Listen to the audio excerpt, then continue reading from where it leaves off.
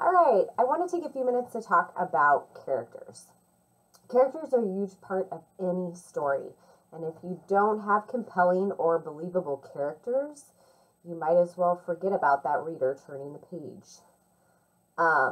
So when we talk about character development, a lot of people consider, what does that character look like? What color hair do they have? Eyes, skin color, just basic, maybe a facial bone structure. Do they have full lips or are they thin? These are kind of the physical attributes that we think of when we think of characters, but there is more that needs to be developed on these individual characters to make them nice, well-rounded, three-dimensional characters as opposed to the two-dimensional characters. It's really hard to kind of describe everybody's physical appearance in the book without getting exceedingly boring. But there are ways that you can kind of pepper your prose and add some physical attributes to your writing to describe your character's physical appearance. What's more important is their actual mannerisms and just generally how they interact with other characters, the inner monologue that goes on internally. So you're talking about kind of maybe their moral compass, maybe their goals and motivations. I think for every character, you need to consider the backstory and where the character came from and why they are the way they are. Part of character development is really getting inside that character's head and understanding how they operate and why they operate.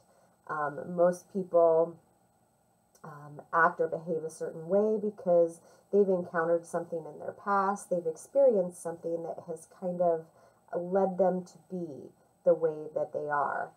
And I think that it's really important to kind of look at that for your characters. Make sure that they have motivations and that they have goals. So okay, this is who they were, but where are they headed? Where do they want to go? What are their aspirations? What are they willing to do to get there? Do they want to follow the rules, or are they a rule breaker? Is there something that's happened to them in the past maybe that makes them shy, and so that holds them back from their goals and creates a little bit of that internal tension? Something also to consider is to make sure characters have a flaw. I think inherently most human beings all have flaws. Some of us might like to admit them, and some of us may not. But I think it's important to make sure that your characters do all have flaws, including, your big shiny hero. They all have to have something, a weakness of some kind. Superman is no fun without kryptonite, because if there is no kryptonite, then there's no way you can possibly weaken him, and he's so powerful, there'd be no point of even, having a villain. There wouldn't even be a fight there. It'd just be over.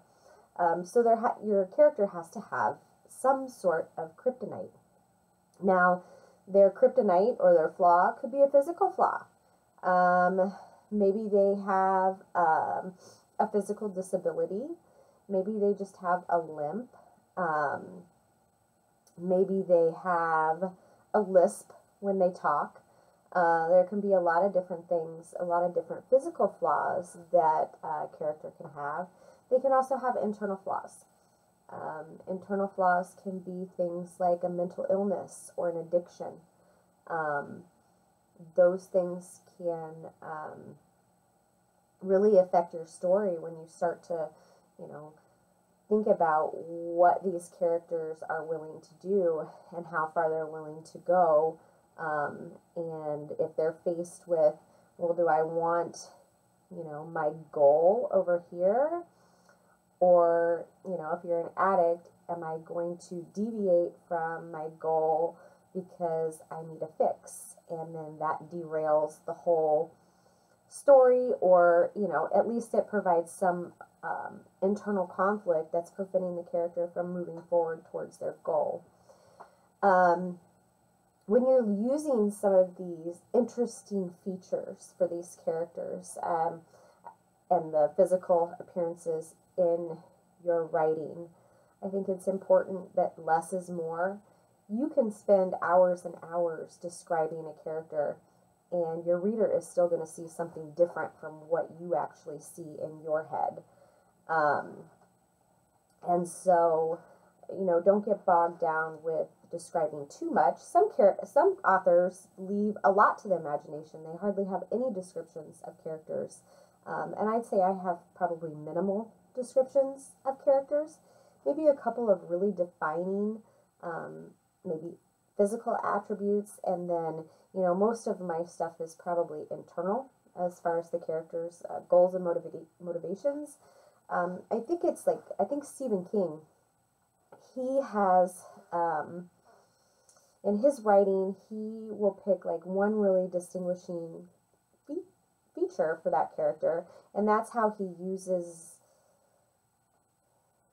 it in his prose to kind of, remind you of who that character is, and you never forget, like, oh, it's the character with a limp, or an eye twitch, or the bright red hair.